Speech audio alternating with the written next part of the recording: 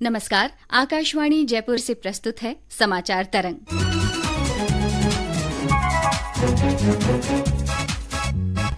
समाचार तरंग के इस विशेष अंक में आप सभी का स्वागत है। मैं हूं माधुरी। महर्षि पतंजलि के योग सूत्र के पहले अध्याय में कहा गया है कि योगश्व चित्त वृत्ति निरोधा, यानी चित्त की सब वृत्तियों का निरोध होना योग है। शारीरिक विकार भी इनमें शामिल हैं। योग न सिर्फ आपके तन को स्वस्थ करता है बल्कि मन को भी दुरुस्त रखता है, और ये सभी जानकारियां हमें हैं, लेकिन इन्हें जीवन में अपनाना सबसे बड़ी जरूरत है और सबसे ज्यादा कठिन भी यही लगता है। योग के सभी फायदों के बारे में और इसे कैसे जीवन में अपनाएं, इसके बारे में आज हम इस कार्यक्रम में चर्चा करेंगे। और इसके लिए हमारे साथ स्टूडियो में मौजूद हैं योग विशेषज्ञ डॉक्टर शशि। आपका बहुत बहुत स्वागत है। Thank you ma'am. Doctor Shashi, सबसे पहला सवाल, योग क्या है? जो योग है, समत्वम योग उच्यते, समत्व करना, और युजिर योगे, योग का मतलब होता है जोड़ना। जोड़ना किसको जोड़ना? शरीर को मन से जोड़ना, आत्मा से जोड़ना। क्या चीज हमारे लिए सही है, क्या गलत है, तो उस चीज को हम किससे देखते हैं? योग से देखते हैं। हमारी जो शारीरिक ग्रोथ हो रही है, मानसिक ग्रोथ हो रही है, स्पिरिचुअल ग्रोथ हो रही है, और हमारी पूरी वेलबींग वो योग के ऊपर डिपेंड है, योगा और मेडिटेशन के ऊपर। और जो योगा का महत्व है, आज के सिनोर में बहुत ज्यादा महत्व है योगा का। क्यों? क्योंकि आज के सिनेरियो में सबसे ज्यादा तनाव बढ़ रहा है, लाइफस्टाइल डिसऑर्डर्स हो रही हैं, तो इनमें सबसे जल्दी और सबसे ज्यादा जो कोप अप करते हैं वो हम योगा के साथ करते हैं। डॉक्टर शशि, योग करने के लिए पहले मन को मनाना पड़ता है जी। कई बार क्या होता है, शरीर कहता है कि योग करो, लेकिन मन को कैसे हम प्रेरित करें, कैसे मोटिवेट करें कि हम योग करने के लिए प्रेरित हों? सबसे पहले हमें ये देखना है कि योग से हमें फायदा हो रहा है कि नुकसान हो रहा है। तो ये ऑब्वियस बात है कि जिस चीज से हमें फायदा हो रहा है हम उसके लिए ही मोटिवेट होंगे जी। तो योग का मतलब नॉर्मल लोगों में क्या मोटिवेशन हो सकता है, क्या लाभ हो सकते हैं, तो मैं उस पर चर्चा करूंगी। आज की जो डाइट और लाइफस्टाइल है वो ऐसी है जिससे सबसे ज्यादा तनाव बढ़ रहा है, और वो चाहे बच्चों में हो, चाहे महिलाओं में हो, चाहे बड़े बुजुर्गों में हो, हर एज में तनाव सबसे ज्यादा आज की दुनिया में बढ़ रहा है। तो उससे कैसे कोप अप करना है, तो वो हम सीखेंगे योग और मेडिटेशन के थ्रू। तो योग शरीर और आपके मन को जोड़ने का काम करता है। अगर हम महिलाओं की बात करें खास तौर पर, तो महिलाओं के लिए, क्योंकि वो बहुत ज्यादा काम करती हैं घर में, तो कई बार उनके अंदर ये बात होती है कि हम घर का ही इतना काम करते हैं कि हमें योग करने की कोई जरूरत नहीं है। तो ये जो इनकी बात है, इसे हम कैसे उनके मन से निकाल सकते हैं? जैसे मैम मैं बताती हूँ कि जो महिला होती है एक परिवार की मुखिया होती है वो, और एक बच्चा होता है वो देश का भविष्य होता है। तो उस बच्चे को भी नरिश एक महिला करेगी, उस परिवार का ध्यान भी एक महिला रखेगी। सबसे ज्यादा जरूरी है उस महिला का जागरूक होना। तो उस परिवार में अगर सबसे ज्यादा जरूरत है तो वो है एक महिला को, क्योंकि वो खुद शिक्षित होगी योग के लिए, तभी वो पूरे परिवार को शिक्षित कर पाएगी, और तभी पूरा समाज हो पाएगा, और उसी तरह पूरा देश हो पाएगा। तो महिला में जो हार्मोनल चेंजेस होते हैं वो कई स्टेज पे होते हैं। जब वो प्यूबर्टी वाली स्टेज पे होती है तो सबसे पहले मेंसेस स्टार्ट होता है, तब हार्मोनल चेंजेस होते हैं। उसके बाद उसकी शादी होती है, तब उसके हार्मोनल चेंज होते हैं। फिर उसके बाद चाइल्ड बर्थ में उसके हार्मोनल चेंजेस होते हैं। फिर उसके बाद मीनोपॉज में चेंजेस होते हैं, और वर्कलोड भी सबसे ज्यादा उस पे होता है। और अगर वो वर्किंग वुमेन हुई तो और भी ज्यादा वर्कलोड होगा उस पे।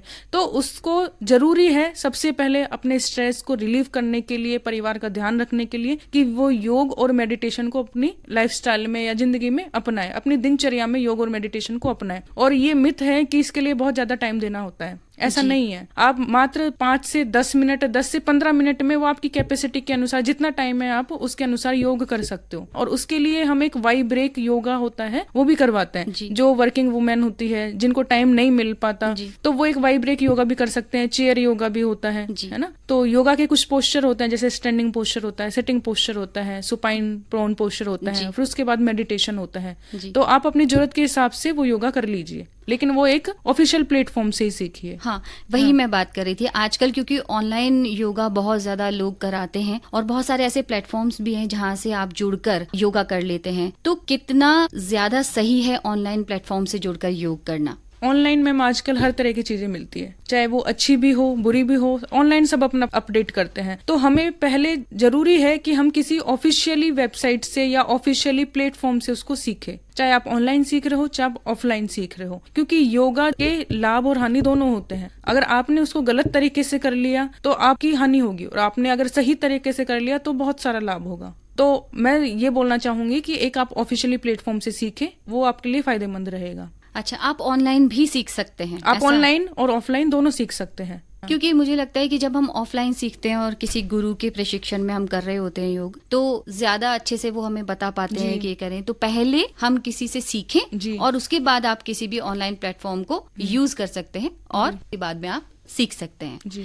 एक और चीज मुझे लगती है कि सामान्य योग क्रियाएं हैं जो एक महिला कर सकती है, क्या आप उनके बारे में बता सकते हैं कि जैसे क्विक राउंड आपने बोला कि अगर आपको करना है तो आप फटाफट से कर लें, तो वो क्विक राउंड क्या हो सकता है, कौन कौन से योग शामिल हो सकते हैं?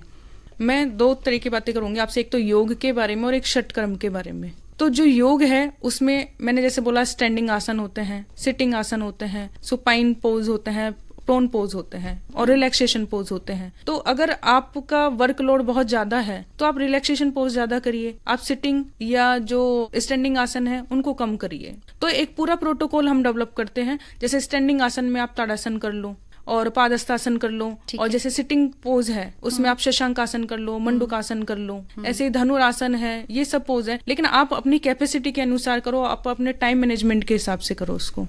और अगर हम महिलाओं में थोड़ा सा मेंटल स्ट्रेस की बात करें, मानसिक तनाव भी काफी ज्यादा होता है क्योंकि वर्कलोड भी ज्यादा होता है, घर को भी देखना है, बाहर को भी देखना है, तो क्या योग उनके मेंटल हेल्थ को भी अच्छा करने में काम आता है? जी मैम, बिल्कुल आता है। क्योंकि मैंने आपको बताया कि जो एक महिला होती है वो ही परिवार की मुखिया होती है ना। वो एक बच्चे को भी संभालती है, अपने पति को भी, पिता को भी, पूरे परिवार जन को वही संभालती है। अगर वो ही खुश रहेगी तो परिवार को खुश रखेगी, और वही तनाव में रहेगी तो पूरा परिवार तनाव में रहेगा, है ना।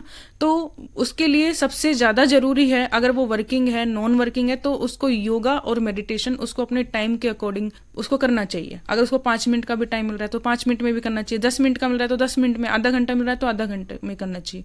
और जरूरी नहीं है कि सुबह करो, आपको जब भी टाइम मिल रहा है पूरे दिन में, आप सुबह करिए, दोपहर में करिए, शाम को करिए, जब भी आपको जैसा भी टाइम मिल रहा है आप योग और मेडिटेशन जरूर करिए।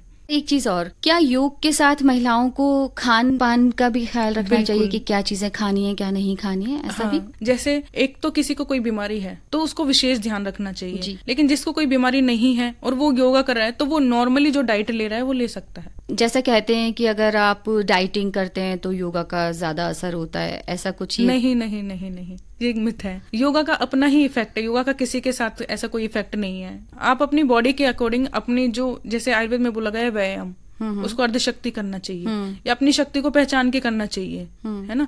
तो जैसे हम योगा कर रहे हैं, आज आपने ठाना है कि हम योग कर रहे हैं तो आप 50 सूर्य नमस्कार एक साथ करो, लेकिन आपकी बॉडी इस लायक है ही नहीं, आपकी बॉडी कॉप अप कर ही नहीं रही है। तो आपको अपनी शक्ति के अनुसार, अपनी स्ट्रेंथ के अनुसार योगा करना चाहिए। और अगर किसी को इस तरह की दिक्कत है, जैसे पैरों की दिक्कत है, घुटनों की दिक्कत है, अक्सर महिलाओं को कमर दर्द की दिक्कत है, तो किन योगासन से बचना चाहिए कि ये नहीं करें? हाँ, जैसे आपने अभी पहले बात की कि ऑनलाइन प्लेटफॉर्म से देख के लोग कर, बस यही मैं बताना चाह रही थी उस टाइम कि आप ऑनलाइन प्लेटफॉर्म से देख रहे हो, लेकिन अगर आपको सही में ये नहीं पता कि योग किसको करना चाहिए, कब करना चाहिए, कितना करना चाहिए जी, तो ये आप एक ऑफिशियल वेबसाइट से या ऑफिशियल प्लेटफॉर्म से ही सीख सकते हो। तो जैसे घुटने वाले मरीज है या कमर दर्द वाली मरीज है या कोई भी जैसे पेशेंट है, पेशेंट के लिए अलग योगा होता है उनका, और जो नॉर्मल लेमैन है उनके लिए अलग योगा होता है। तो हमें सारे प्रिकॉशंस को ध्यान में रख के योगा करना चाहिए। और अब सवाल आता है कि बच्चों को हम कैसे प्रेरित करें योग करने के लिए, क्या किया जा सकता है? क्या कुछ इंटरेस्टिंग तरीका हो सकता है बच्चों को योग के प्रति प्रेरित करने के लिए कि खेल खेल में योग हो जाए? जी, ऐसा भी होता है। जैसे बच्चे होते हैं ना, आज सबसे ज्यादा ग्रसित बच्चे होते हैं, और जबकि आज का बच्चा कल का भविष्य है देश का, लेकिन आज सबसे ज्यादा वो किस में इन्वॉल्व हो रहा है? मोबाइल एक्टिविटीज में इन्वॉल्व हो रहा है। तो सबसे पहले हमें उसको दूर करना चाहिए, और बच्चों को जैसे गेमिंग एक्टिविटी विद योगा, तो उनको खेल खेल में योगा सिखाना चाहिए। और ऐसे बच्चों के लिए अलग प्रोटोकॉल होता है योगा का, तो आप उसको करवा सकते हैं, लेकिन पहले वो सीखना पड़ेगा आपको।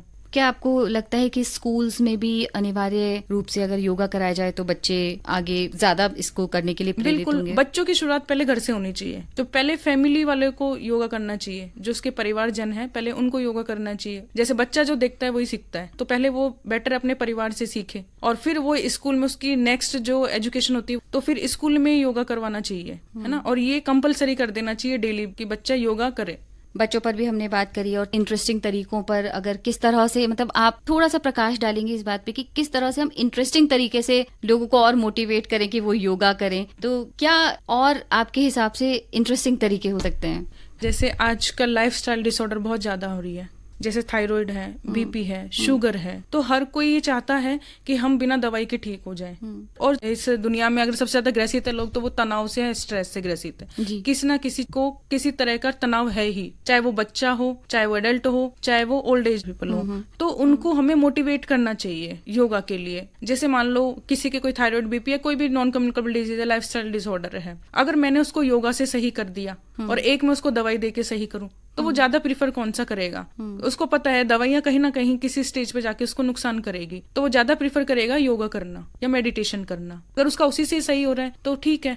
योगा के माध्यम से किसी भी तरह की बीमारी का इलाज किया जा सकता है। किसी भी तरह की बीमारी का किसी हद तक इलाज किया जा सकता है। अगर हम घर की बात कर रहे हैं तो परिवार में बुजुर्ग भी हैं और भी लोग हैं, तो हमारे परिवार में बुजुर्गों को हम कैसे प्रेरित करें कि आप योग करें? पहले बुजुर्गों को हमें करके बताना पड़ेगा, हमें उनको समझाना पड़ेगा, क्योंकि बुजुर्ग सबसे ज्यादा स्ट्रेस में रहते हैं। क्यों? क्योंकि उनकी शारीरिक ग्रोथ कम हो जाती है उस टाइम, उनकी मेंटल पीस कम हो जाती है। तो उनको पहले इसका महत्व समझाना पड़ेगा हमें कि योगा करने से ये फायदे होते हैं। और जो लाइफस्टाइल डिसऑर्डर की मैं बात कर रही थी, जैसे बीपी, शुगर है, वो सबसे ज्यादा बुजुर्गों को ही होता है। तो हमें उनको समझाना पड़ेगा कि अगर आप ये योग और ध्यान करते हैं तो आपकी ये ठीक हो जाएगा, तो वो करेंगे ही उसको।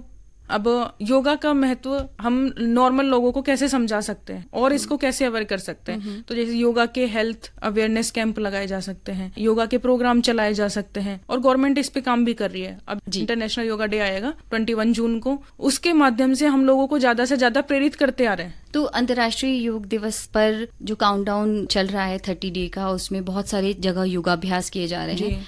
इनका कितना इम्पैक्ट लोगों पर पड़ता है? ये तो ठीक है कि लोग जैसे ही योगाभ्यास के कार्यक्रम देखते हैं वहां पर जाकर करते हैं, लेकिन क्या एक बहुत बड़े मोटिवेशन के तौर पर काम कर रहा है ये?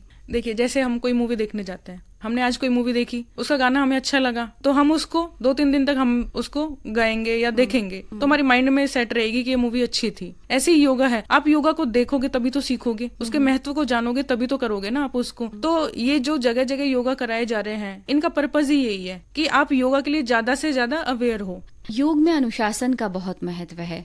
किस तरह से अनुशासनबद्ध आप अपनी एक दिनचर्या कर सकते? क्या दिनचर्या होनी चाहिए? योग हम कभी भी कर सकते हैं, लेकिन अगर योग आप ब्रह्म मुहूर्त में उठ के कर रहे हैं तो उसका सबसे ज्यादा फायदा रहता है। तो हमारी दिनचर्या ये होनी चाहिए कि सबसे पहले हम उठें, अपने शोच कार्यों से निवृत्त रहें, अपने डेली रूटीन से निवृत्त रहें, और फिर उसके बाद हम योग के लिए जाएं। तो योगा का जो प्लेस है वो शांत रहना चाहिए। आपने कंफर्टेबल कपड़े हो वो पहने चाहिए, अपने कंफर्टेबल प्लेस पे करना चाहिए, है ना। ऐसा नहीं कि शोर शराबा हो रहा है, आप कहीं भी योगा कर रहे हो। तो एक अनुशासन तरीके से करना चाहिए और खाली पेट योगा करना चाहिए। और एक सामान्य प्रोटोकॉल के तहत जो योगाभ्यास किया जाता है, इसमें क्या क्या क्रियाएं लोग कर सकते हैं? जो मिनिस्ट्री के द्वारा जो योगा प्रोटोकॉल जारी किया जाता है अंतर्राष्ट्रीय योग दिवस पे, उसमें कुछ स्टैंडिंग आसन होते हैं, जैसे ताड़ासन हुआ, वृक्षासन हुआ, त्रिकोणासन हुआ, पार्श्व त्रिकोणासन हुआ। कुछ सिटिंग पोस्चर होते हैं, जैसे शशांक आसन हुआ, मंडूकासन हुआ, और कुछ सुपाइन और प्रोन पोजीशन होती है, जैसा अर्धचक्रासन हुआ, हलासन हुआ। तो ये सब किए जा सकते हैं। और उसके साथ ध्यान और प्राणायाम की कुछ क्रिया होती है, जैसे शीतली है, शीतकारी है, अनुलोम विलोम है, भस्त्रिका है, भ्रामरी है। तो इनके द्वारा किया जाता है योग प्रोटोकॉल।